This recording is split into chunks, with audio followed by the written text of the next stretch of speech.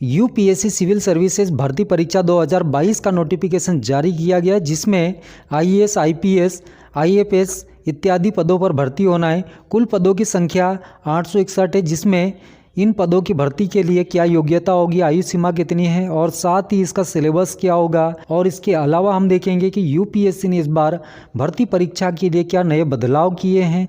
और उसके बाद में वीडियो के अंत में एक और महत्वपूर्ण आपको जानकारी देने वाला हूं, जिसमें हम देखेंगे कि यूपीएससी द्वारा ली गई पिछली परीक्षाओं में पिछले वर्षों में किन विषयों से अधिक प्रश्न आए हैं और कौन सा विषय और कौन सा टॉपिक आपके लिए महत्वपूर्ण होने वाला है।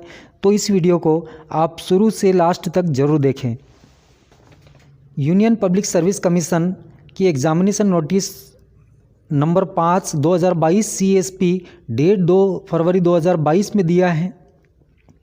ऑनलाइन आवेदन जमा करने की प्रारंभिक तिथि 2 फरवरी 2022 से और ऑनलाइन आवेदन जमा करने की अंतिम तिथि 22 फरवरी 2022 से, मतलब आपके पास में मात्र 20 दिन का समय दिया है।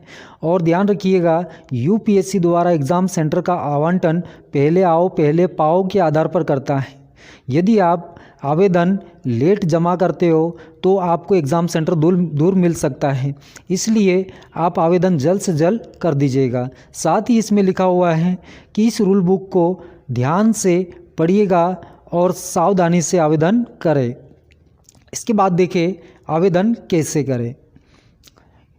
तो आवेदन करने के लिए यूपीएससी की साइट यहाँ पर दी है, www.upsconline.nic.in पर जाकर आप आवेदन कर सकते हैं। आवेदन करने के लिए आपको एक आईडी कार्ड की आवश्यकता होगी, जिसमें Aadhaar card, voter card, PAN card, driving licence इत्यादि इनमें से कोई एक आईडी कार्ड की ज़रूरत होगी। इसके बाद देखें last date for receipt of application, मतलब यहाँ पर आपको दिया है कि 22 फरवरी 2022 को शाम के 5 बजे तक आप आवेदन कर सकते हैं। और इसके साथ ही दिया है आप एडमिट कार्ड इसी साइट पर जाकर यूपीएससी की जो साइट दी है upsconline.nic.in पर जाकर आवेदन डाउनलोड कर सकते हैं। साथ ही इसमें दिया हुआ है मोबाइल फ़ोन यहाँ पर अलाउ नहीं होगा, एग्ज़ाम सेंटर में आपको मोबाइल फ़ोन अलाउ नहीं होगा। तो ध्यान रखिएगा, एक बार फिर आपको मैं ये डेट रिवाइज़ कर दूँ। ऑनलाइन आवेदन जमा करने की जो प्रारंभिक तिथि है 2 फरवरी 2022 से और ऑनलाइन आवेदन जमा करने की अंतिम तिथि 22 फरवरी 2022 से। और इस परीक्षा में आपको 2 प्रश्न पत्र होंगे, जिसमें पहला प्रश्न पत्र आपका जीएस का होगा और दूसरा प्रश्न पत्र सी सेट होगा, जिसमें आपको जनरल एप्टीट्यूड पूछा जाएगा। आपका कट ऑफ पहले प्रश्न पत्र जीएस पर होगा और दूसरा प्रश्न पत्र जो आपका सी सेट होगा, ये केवल आपको यहाँ से पासिंग मार्क्स लाने हैं। पासिंग मार्क्स मतलब 33% काट लिए जाएंगे। प्रत्येक गलत उत्तर देने पर आपके अंक 0.33 अंक यहाँ से काट लिए जाएंगे। तो ध्यान रखिएगा, यहाँ पर आपका माइनस मार्किंग होगा। नेक्स्ट देखिए, कुल पद 861 है और इन पदों पर आपकी परीक्षा 5 जून 2022 को होना है। परीक्षा केंद्र का आवंटन जो आपका होगा फर्स्ट अप्लाई फर्स्ट अलॉट के आधार पर होगा, मतलब पहले आओ पहले पाओ। उसके बाद देखें आयु, आगे देखते हैं इस परीक्षा के लिए आयु क्या निर्धारित की है। न्यूनतम आयु आपकी 21 वर्ष होनी चाहिए और अधिकतम आपकी 32 वर्ष अगर है तो आप इन पदों के लिए आवेदन कर सकते हैं। और ध्यान रखिएगा, आरक्षित वर्ग को यहाँ पर आयु सीमा में छूट दी गई है। जनरल कैटेगरी को किसी भी प्रकार की आयु सीमा में छूट नहीं दी है, उनके लिए न्यूनतम आयु 21 वर्ष और अधिकतम 32 वर्ष है। लेकिन ST SC के लिए यहाँ पर आयु सीमा में 5 वर्ष की छूट दी है। न्यूनतम उनके लिए 21 वर्ष और अधिकतम 37 वर्ष होनी चाहिए। OBC के लिए आयु सीमा में 3 वर्ष की छूट दी है। उनके लिए OBC कैटेगरी वालों के लिए यहाँ पर न्यूनतम आयु 21 और अधिकतम 35 होनी चाहिए। और साथ ही हम आगे देखें कि इन पदों के लिए क्वालिफ़िकेशन क्या है। तो आप किसी भी विषय में या किसी भी विषय से ग्रेजुएट होना अनिवार्य होगा। यदि आप ग्रेजुएट हो तो इन पदों के लिए आवेदन कर सकते हैं। साथ ही आगे दिया है कि ये परीक्षा आपकी 2 स्टेज में होगी। पहली आपकी प्रीलिम्स होगी और उसके बाद में मेन एग्ज़ाम होगा। तो आप यदि प्री निकाले हो तो उसके बाद में मेंस के लिए आप क्वालिफाइड माने जाओगे। पर ध्यान रखिएगा दोस्तों, यहाँ पर आपको 2 पेपर देने होंगे, पहला जीएस और दूसरा सीसेट। आपको जीएस में कट ऑफ बनेगा और यहाँ पर आपका जीएस जो होगा 200 मार्क्स का होगा और सीसेट भी 200 मार्क्स का होगा। इस प्रकार आपका कुल जो होगा 400 अंकों का प्रश्न पत्र होगा।